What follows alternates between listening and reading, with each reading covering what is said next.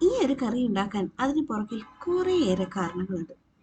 ആദ്യമായിട്ട് പച്ചക്കറി കണ്ടാൽ തന്നെ അത് പെറുക്കി മാറ്റി വെച്ച് അതിൻ്റെ ചാറ് മാത്രം കൊണ്ട് ഊറ്റി കഴിക്കുന്ന പിള്ളേരും മുതിർന്നവരും.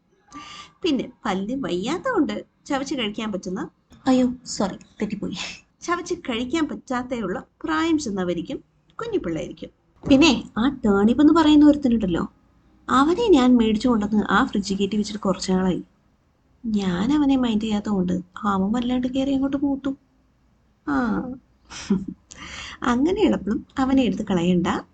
സോ അതിനൊക്കെ കൂടെ പരിഹാരമായി എത്തിയതാണ് ഈ ഒരു പരിപ്പ് കറി. പക്ഷേ അതിൻ്റെതായ യാതൊരു അഹങ്കാരം അവനില്ല കേട്ടോ. സോ ദെൻ ലെറ്റ്സ് കുക്ക് അല്ലേ. 1/2 കപ്പ് പരിപ്പാണ് ഞാൻ എടുത്തിട്ടുള്ളത്. തക്കാളി നാടൻ തക്കാളി ആണെങ്കിൽ ഇത്രയും വേണ്ടി വരില്ല. ഇതിപ്പോൾ ഫാം ആയതുകൊണ്ട് ഞാൻ 2 എടുത്തിട്ടുണ്ട്. വിത്ത് 1 turnip ആൻഡ് പച്ചമുളക്. ഇത് ഇളയതൊക്കെ ആണെങ്കിൽ നമുക്ക് നല്ല കുഞ്ഞതായിട്ട് തന്നെ അരിഞ്ഞിട്ടോളൂ, അങ്ങോട്ട് നല്ലോണം അലിക്കാനായിട്ട്. പക്ഷേ ഇത് ചിലപ്പോൾ ഫ്രിഡ്ജിൽ തന്നെ ഇരുന്ന് അങ്ങോട്ട് എന്താന്ന് പറയും മൂക്കും, ഇത് വല്ലാണ്ട് അങ്ങോട്ട് നാരാവും. അപ്പൊ കത്തി വെച്ചാൽ തന്നെ കത്തി അങ്ങോട്ട് ഇറങ്ങില്ല. ആ ഒരു കണ്ടീഷനിലേക്കൊക്കെ അങ്ങോട്ട് ആ നാര് നല്ലവണ്ണം മൂത്ത് വരും. അപ്പൊ അങ്ങനത്തെ ഭാഗങ്ങൾ ഇതിന്റെ അടിഭാഗം ഇപ്പൊ അങ്ങനെയായിരുന്നു, പക്ഷെ മേലെ നോക്കുമ്പോൾ നല്ലവണ്ണം ഇളയത് തന്നെയായിരുന്നു കേട്ടോ. അപ്പൊ നോക്കും, അപ്പോൾ ഈ കഷ്ണങ്ങൾ അങ്ങനത്തെ ഒരു സ്റ്റേജിലേക്ക് എത്തിപ്പോയിട്ടുണ്ടെങ്കിൽ നമുക്കത് വലുതായിട്ട് തന്നെ ഇടാം.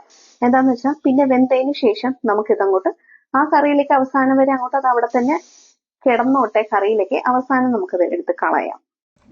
ഇങ്ങനെ ചെയ്യുന്ന കൊണ്ട് അതിലുള്ള നീരും ഗുണങ്ങളും ആ കറിയിലേക്ക് ഇറങ്ങിയിട്ടുണ്ടാവും. ഓക്കെ, സോ ഇങ്ങനെ തന്നെ ഞാൻ അതങ്ങോട്ട് ഇടും. പരിപ്പ് കറി എന്ന് പറഞ്ഞാൽ ഇന്ന് നമ്മളൊരു പച്ചക്കറിയും കൂടെ ചേർത്താട്ടോ ഉണ്ടാക്കുന്നത്.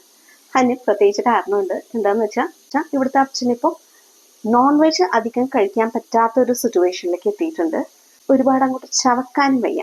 അപ്പോൾ ഇത് പരിപ്പോട് കൂടി തന്നെ നന്നായിട്ട് വെന്ത് അലിഞ്ഞിരിക്കാനും വേണ്ടിയിട്ടാണ് ഞാനിത് പരിപ്പിന്റെ ഒപ്പം തന്നെ ചേർത്ത് വേവിക്കുകയും കൂടെ ചെയ്യുന്നത്. ഓക്കെ, ഇത് കുറച്ച് മാസങ്ങൾക്ക് മുമ്പ് ഞാൻ എഡിറ്റ് ചെയ്ത് വെച്ചിരുന്ന വീഡിയോ കേട്ടോ. ഇപ്പം ആളില്ല. പച്ചക്കറിക്ക് സ്വന്തമായിട്ട് വലിയൊരു ഫ്ലേവറിംഗ് ഒന്നും ഇല്ലാത്തതുകൊണ്ട് പരിപ്പ് കറി എന്ന് പറഞ്ഞാലും വിശ്വസിക്കാൻ വലിയ ബുദ്ധിമുട്ടൊന്നും ഉണ്ടാവില്ല. ഓക്കെ, നമ്മുടെ പരിപ്പ് തിളച്ചു. ഇനി ബാക്കിയുള്ള ചേരുവകൾ അങ്ങോട്ട് ഇട്ട് കൊടുക്കും കുട്ടി. ആവൂ, ആയിക്കോട്ടെ. 1/2 ടീസ്പൂൺ മഞ്ഞൾപ്പൊടിയും ഒരു 1.5 ടീസ്പൂൺ ഉപ്പും കൂടി ചേർക്കാം. ഒരു കാര്യം കൂടെ, ഒരു 1/2 to 1 ടീസ്പൂൺ ഓഫ് നെയ്യും കൂടെ ചേർത്ത് കൊടുക്കാം. എന്നിട്ട് നമുക്ക് കവാടം അങ്ങോട്ട് അടച്ചു വെച്ച് സീൽ ചെയ്യാം. പരിപ്പ് വന്നിട്ടുണ്ട്. Let us begin to touchify our പരിപ്പ് കറി. ആവശ്യം പോലെ വെള്ളം ഒഴിച്ച് ഡൈല്യൂട്ട് ചെയ്യാം, പക്ഷെ കൂടിപ്പോകരുത്. എണ്ണ നല്ലോണം ചൂടായി. ഒരു 1/4 ടീസ്പൂൺ കടുക്, 1/2 ടീസ്പൂൺ ജീരകം, ചെറിയൊരു സവാള, 2 തണ്ട് കരിവേപ്പില, 2 വറ്റൽ മുളക് കീറിയത് അല്ലെങ്കിൽ ചതച്ചത്, സവാള വാടാനുള്ള ഉപ്പും കൂടെ ചേർത്ത് ഇളക്കി ഫ്രൈ. 1/2 ടീസ്പൂൺ ജീരകത്തിന്റെ പൊടി, 2 നുള്ളു ഉലുവടപ്പൊടി, പിന്നെ 1 ടീസ്പൂൺ മുളക് പൊടിയും കൂടെ ചേർത്ത് ഇളക്കിയിട്ട് അപ്പം തന്നെ നമുക്ക് സ്റ്റവ് ഓഫ് ചെയ്യാം. പിന്നെ ഫൈനൽ ഗാർണിഷിങ് കുറച്ച് മല്ലിയിലയും കൂടെ ചേർക്കാം. That really is A game changer. പിന്നെ നമ്മുടെ ഈ പരിപ്പ് ആളൊരു മൈൽഡ് സിമ്പിൾ ആൻഡ് ഹമ്പിൾ ആയതുകൊണ്ട് തന്നെ നല്ല അഹങ്കാരമൂത്ത് കുറച്ച് എരിവൊക്കെ അങ്ങോട്ട് കയറി നിൽക്കുന്ന ഒരു കറിയുടെ ഒപ്പം കൂട്ടുപിടിച്ച് ഇവനെ ഒന്ന് ഉണ്ടാക്കി വിളമ്പുന്നതായിരിക്കും കുറച്ചും കൂടെ മെച്ചം. അത് പറഞ്ഞുകൊണ്ട് ഇന്നത്തേക്ക് ഞാൻ വിടവാങ്ങുന്നു.